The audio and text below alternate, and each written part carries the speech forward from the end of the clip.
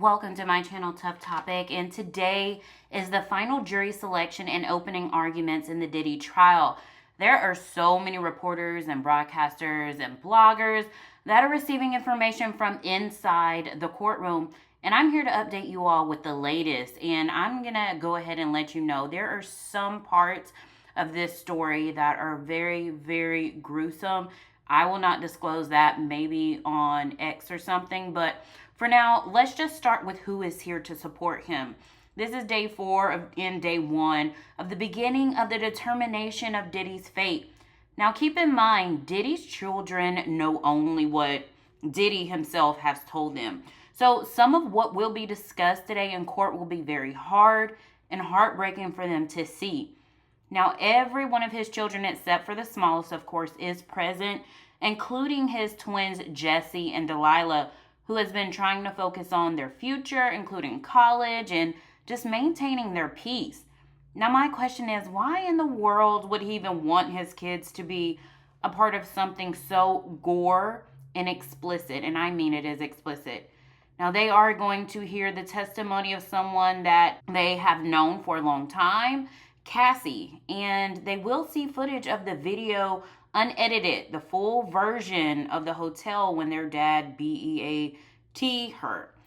So yes, his daughters are 18 years old, but it's still not something that they should be seeing, considering they are discussing Kim Porter, Cassie, and other loves that Diddy has been associated with.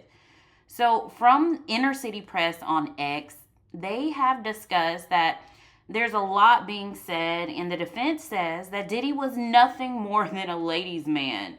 I mean, love, jealousy, and money played a big part in this case. He says to the jury that Diddy is fascinating and people are drawn to him. He also included that there will be witnesses, that he will be able to see that there's text messages that prove how in love they were with Diddy. Now, the government has no business in Diddy's private sex life, he says. He has a temper, yes, he's owned that, and he's not proud of it. He sometimes gets jealous or angry, but domestic violence is not racketeering or trafficking. He also adds that all these individuals were consenting adults and had the ability to make their own choice. He adds that Diddy often had swinger parties. That's what they're calling it now. The defense is calling it swinger parties. Okay, so like many attorneys do, they are trying to jump ahead in their opening statements and convince the jury it's not about the parties, it's not about his preference, and it's not about his sex life. That is no crime. But some of the videos that Diddy did record and go back and watch were of men doing you know what. But he also adds that Diddy was recording and paying different men for their time and experience, and there was no conspiracy, also adding that we can't judge his morality or preference. So the defense seems to think that this theory of Diddy being a swinger or have a lot of watching men doing something and recording it, it's just his preference, and he is innocent. Nothing about drugs was mentioned by the defense at all. So there's that. The kids didn't know all this. Just keep in mind, now they do.